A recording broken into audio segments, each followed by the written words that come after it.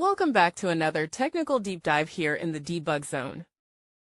Today we're tackling a big question and breaking it down with insights from other users. Hopefully this clears up some misconceptions and helps you get the answer you need.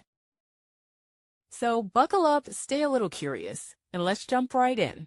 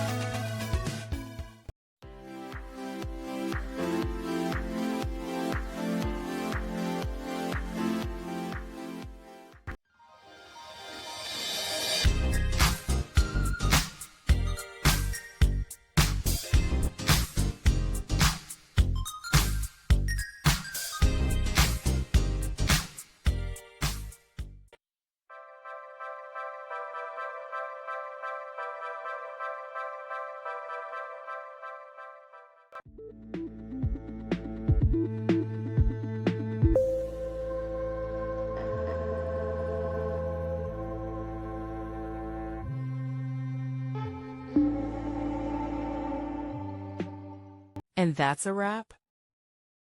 I hope you found the answer you were looking for. If you did, take a second to hit that subscribe button. It really helps out.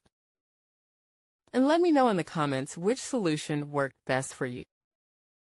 See you next time in the debug zone.